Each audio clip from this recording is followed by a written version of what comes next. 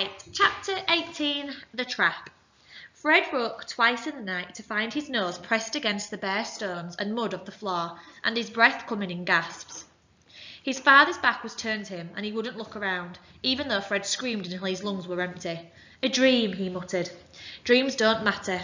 Not real, but if I had felt very real, real light blood is real. He looked up through the vines to the canopy above them. He squinted, trying to memorise every inch.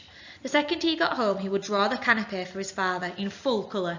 His father would buy him pencils in a dozen different greens. Fred didn't want to risk closing his eyes again. It was a powerful relief when the sun came up, and he could creep out of the stone, put into its warmth. There was a chilly lump of guilt sitting in his stomach, left over from the previous night. He had never stolen anything in his life, never even tried. He looked towards the vines, shining vivid emerald in the morning light. He thought of the look on the explorer's face. It had been more than angry. It had fear in it. He would have to apologise. The thought made Fred's stomach squirm with humiliation. But he couldn't leave the explorer thinking he was a habitual thief, a liar, a cheat. He wasn't sure if the man was the kind to accept apologies. He might be akin to apologising to one of the stone statues, but he would try. He tipped up his boot, checking them for scorpions. All the books he'd read had been very urgent on the matter of scorpions. Fred's fingers were clumsier than usual. His upper body was quivering with nerves. The ruin looked different in the sunrise. It looked more alive. There were places where vines had covered in half-fallen remnants of walls that ran along the far end of the square. Places, too, where the vines had been hacked back, and he could see the marks on the stone where it had been cut from the parent rock. Fred walked slowly through the open square, staring upwards. The canopy over them was intrinsically constructed, woven from the branches of the trees that had sprouted among the stones and nestled against the city walls, and from a network of vines. It was a green tablecloth for a giant, laid out atop the trees. There were holes in the green scattered everywhere, where the sun burst through in bright light, and one vast gap, just above the statues, where the stones shone yellow. Directly under it, a single tree stood, burnt of all leaves, perhaps by the sun, Fred thought, or a very small forest fire. A tiny mouse-like creature with enormous ears was basking in the heat of the morning. It scuttled away as it came near. Fred approached the stone statues, his stomach knotting tight with every step. They were twice as tall as he was, and worn by rain and time, though that their faces were smooth their expression. The man and the woman were identifiable only by their bodies, the panther by her tail, but still, in places, he could see where tools had cut at the stone. He reached out and touched the panther's paw. Only half of it remained, but he could see where her claws would have been, how her yellow stone would have glowed when it was new. The explorer, though, was nowhere to be seen. Fred was just about to turn tail and run when he heard deep breathing ahead of him. A tree had grown through the stone floor to the left side of the statues. The explorer was asleep in a hammock woven from lianas, in the shade of a tree. He lay in it diagonally, stretched out in that direction. It was almost as flat as a bed. Fred made a mental note to only lie in hammocks diagonally from now on. Under the hammock was a cluster of things: a small pot of ink, a quill made from a vulture feather, a piece of bark with some notes, and an enormous pair of shoes. Fred moved closer. The explorer looked much younger asleep, and softer. Boy! The man did not open his eyes. At least, he didn't seem to. I hope you have a good reason for waking me. Fred's chest grew hot. Sorry, he began. How did he know it was him? He must, Fred thought, have been peeping from between his eyelashes. I could smell you, said the explorer, as if Fred had asked the question aloud. And you all breathe differently. The English girl breathes through her teeth. The Brazilian girl with the ropes of hair breathes as though she fears waking the world. The small boy appears to be breathing through a veritable revolutionary barricade of snot. And right now, you are breathing as if you're afraid I plan to throw a knife into your kneecap. Fred flinched, but the explorer didn't seem to notice. He sighed and stretched. It's no good. I'm awake now. Oh, I hope you slept well, asked Fred. The explorer sat up and scratched his chin. This isn't a rooming house in Bournemouth. You don't have to talk like an old woman. Fred felt his forehead grow hot. I was trying to be polite. My father says, be ruthlessly polite, if only because it's easier than all the alternatives. How practical of him. The explorer extracted a red and black bee-like insect from the hem of his trouser leg and crushed it between his palms. In future, boy, it's best not to come near me when I'm sleeping. If you need to wake me, throw something from a safe distance. Why? I had a startled reflex. Fred must have looked as puzzled as he felt because the man added, I was captured once. By Germans? No. By natives? Not by the people you're thinking of, not by the indigenous people to whom this land belongs, by the owners of a rubber company. I didn't like how they were treating the people who lived in the forests around them. Is that how you're leg? I have very little desire to talk about it. Fred stepped backwards. There are looks that make you want to hide behind your own back. He forced himself to speak. I wanted to come and say, I'm really sorry, about last night. It was coming out wrong. He sounded as if he were apologising for failing to hold open a door. He swallowed. Properly sorry. The explorer raised a single, unimpressed eyebrow. Fred began to stammer. Fred dug into his belly. It wasn't.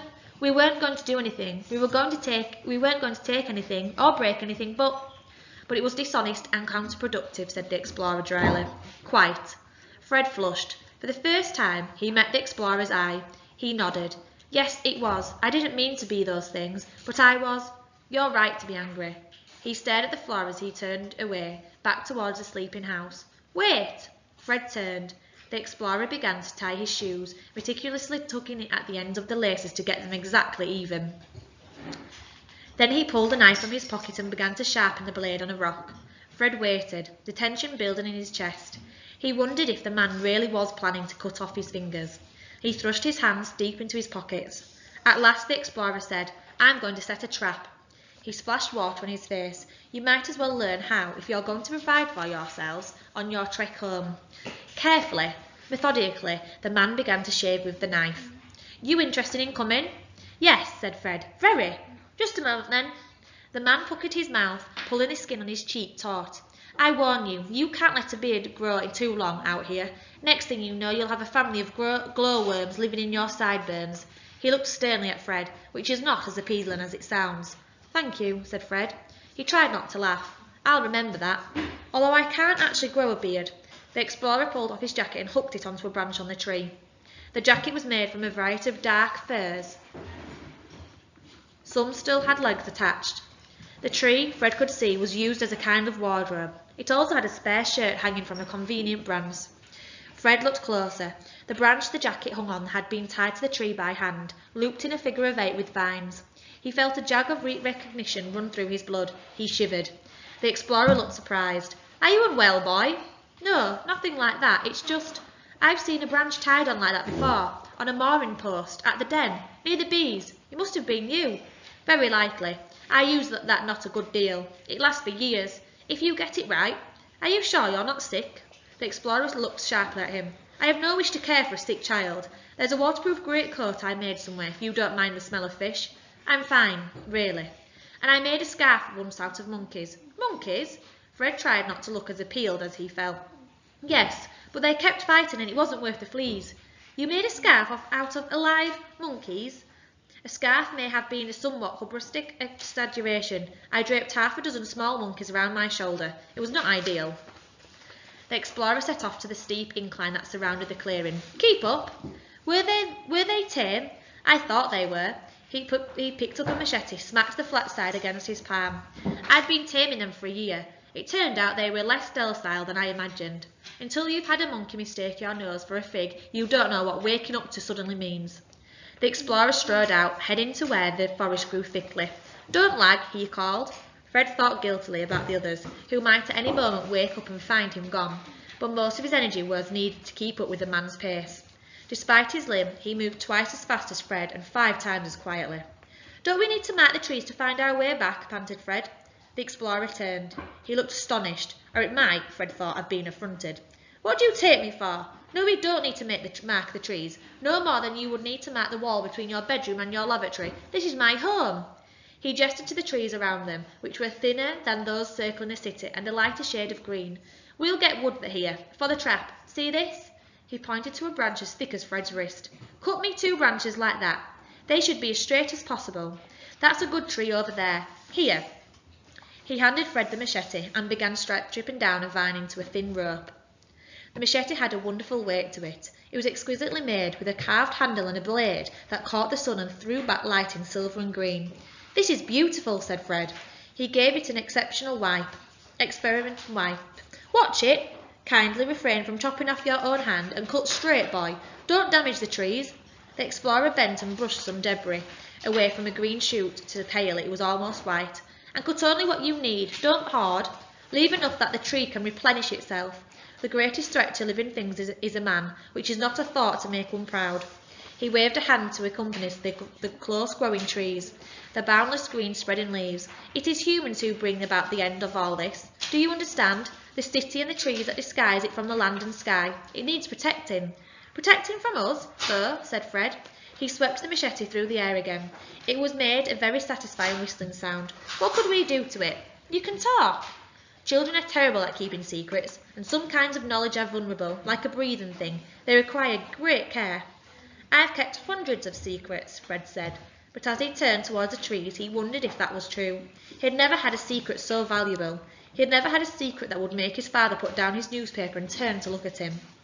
This place needs protecting from humans, said the explorer. I find it hard not to be wary of my fellow countrymen. They care about the wrong things. I used to sit in the train carriage with the same men every day on the 7:15 to Paddington, and I would look at them and think, you wake up in the morning and you put on your trousers and you don't even think about the beauty of the Amazon River. How do you justify that? And I did not admire our Prime Minister. He is very well dressed, but despite his many protestations in the country, I am not 100% convinced he can read. He shot out a sudden hand and grabbed Fred's wrist, mid-machete swipe. Boy, careful, hold it with the blade facing away from you. Cutting yourself with machete is extremely gauche. Here, cut the branch, the green one. Fred swept the machete down over a branch as thick as his wrist. The first time the machete got stuck in the wood, and he tugged at it. I recommend you take care, said the explorer. Whatever our differences of opinion, I have no wish to see you open a blood vessel. On the second try it came away with a satisfying thump. Good. Are you watching? I do not expect to have to show you twice. The explorer selected a springy scalping tree, 4 feet tall, its trunk barely thinner than Fred's thumb. Tie the rope around the tip of the sapling, he said. Fred did so, while the explorer searched around the ground and located a Y-shaped branch the size of a catapult. Good. Hand me the machete. He held out his hand, a surgeon, mid-operation. Carefully using the handle of the machete, he knocked the Y-shaped branch into the ground near the sapling so that only the Y was showing. Now, tie the other end of the rope around your green branch. In the middle? Yes, but leave the end free. The end needs to be a loop knot. We're building a spring snare. Fumbling, Fred followed the brand's instructions. He had practiced knot tying in his bedroom, under the covers late night, in the forbidden small hours. The explorer nodded approval, and Fred felt a surge of pride prickle in his fingers. Now watch. The man pulled down on the rope, and the sapling bent forwards as it saluted him. He wedged the green branch into the Y, the rope stretched taut. The slightest movement will make the green branch spring free. So when Anil puts its foot in the noose, the sapling springs up, the slip knot tightens, and you'll have dinner. What's it for? Fred asked, examining it from every angle. What does it catch? Come on, said the explorer. Let's go. I have other things to do. It's for whatever crawls into it. Rats? You eat rats? Of course. I'll have to. I've eaten many things over the years that I have not precisely enjoyed, but have appreciated nonetheless. Snails, spiders. Spiders? Certain spiders are remarkably delicious. I could help you find them, but I have no desire to help you unless you swear to keep silence about this place. Fred bit his lips together. No, the explorer said. You prefer to align yourself with men who loot from the land and its history? They don't. Fred thought of the men striding across the pages of his book. They don't all do that. Certainly, there are some who do not, but how many? Do you wish to invite the world to come and stare? You gamble on the morality of the world at large, do you? Fred's stomach contracted. He had said nothing. His heart thumped painfully, but he forced himself not to look away. Brusquely the explorer took the machete from Fred and began to hack off thick branches in firewood. His ring caught the light. Fred tried to change the subject. Your ring, he was about to say. Why do you wear a ring in the jungle? But he thought the explorer didn't seem to welcome personal questions, and he was swinging the machete very close to Fred's knees. What's it made from? Fish scales and caiman bone. The explorer's pride in it seemed to wrestle with its anger at Fred. Then he took the ring off and held it out. Here, on the inside rim, words have been cut. Fred read. Latin. Roughly it means difficulties be damned. Do you think it's peculiar to wear a ring out here? Fred did think exactly that, but it seemed a bad place and time to say no. He laughed awkwardly instead. The explorer raised his eyebrows. While we're on the subject, why do you dress like a minor state administrator to come to the jungle? You look like you're running away from Mayor of Tunbridge Wells. Fred looked down at himself in surprise. Was my school uniform and my cricket jersey. My father says you should always wear a uniform where possible. He's that kind of man. I didn't know I was coming to the jungle. You should always dress as if you might be coming to the jungle. You never know when you might meet an adventure. I'm at a boarding school in Norfolk, Greshman's, on the Cromer Road, and it's just, I'm much more likely to meet a geography teacher than an adventure. The explorer looked at the world around them, and then hard at Fred. And yet, here you are, he said. With great care, he detached a branch covered in berries from a tree and threw it to Fred, who caught it, realising a second too late that the branch was covered in thorns. He said some words and his school did not allow him to say. The explorer arched his left eyebrow a quarter of an inch. Fred instantly stopped swearing. Make sure the small one, the boy with the leaking nose, eats some. He's too thin. Try one. Fred put the largest berry in his mouth. The juice burst on its tongue. It was absolutely hideous. He wanted to spit it out, but he had a feeling the explorer wouldn't approve. He swallowed and scrubbed his tongue on the back of his hand. It tastes of petrol, he said, and badgers. I know, but you should eat them anyway. They're rich in vitamins, and they'll be easy to find on your road to Maynooth. They grow near the river. I think maybe I'd rather starve. No, you wouldn't. It's a long walk. It's best not to get too hungry if you can avoid it. If you get hungry enough, you will start feeling that your bad ideas are good ones. If you get truly famished, you start feeling like a fresh philosopher, and that's unwise. And he strode back through the trees, leaving Fred to run, jumping over roots and anthills to keep pace with them. So, just like yesterday's work, I have included the front-end variable sheet, okay? This is for you to have a look at, think if you can use any. Not all of them apply to our type of story, but some of them I have used in my model as well. Okay, have a quick look, see if you can think of any more. So, what I'd like you to do now is check over your work from yesterday, okay? Are you confident you've used the cups correctly? So, have you used capital letters? Have you used the correct punctuation? Are you confident with your spelling? If you're not, just like in class, we would be giving you 5 minutes to read over your work from yesterday. Purple pen. If you don't have a purple pen, use any other colour you want, that is fine. And go over your work and edit, okay? So, for today's writing, what we're going to do is we're going to finish and go on to plot point 5 and 6, where we're making the raft and going down the river. Okay, have a look at what I've done so far. So again, I had to read yesterday's work and I had to see if it made sense, okay, if the piece of writing flowed. So I've got, the 4 of them knew that living in these sickening conditions was not good enough. They had to make their way along the river, and soon and as fast as they could. It was Fred's idea to build the raft, to much of Con's disapproval. Fred scrutinised his surroundings. He knew he needed something sturdy to hold the 4 of them among the reckless rapids. Grab the lianas and find as many robust branches for the bottom part, Fred commanded, whilst pointing his finger in the direction he wanted them to go. Who died and made you king, eh? Spat Con as she folded her arms snappishly. The rest of them followed suit and got to work straight away. To much of Con's disapproval, she soon assisted. After what seemed like an eternity, the raft was finished. Standing back in awe of their effort, Fred gave a reassuring smile to the rest of the gang. Does this mean we can go home now? Wailed Max, hanging limply around his sister's neck. Max is really ready to go home now. Can you see what I've tried to do in this paragraph, okay? The second part, I've actually copied what Con said from what Catherine Rundle used in her book. And I've even then tried to challenge myself by splitting what Max says up in the third paragraph.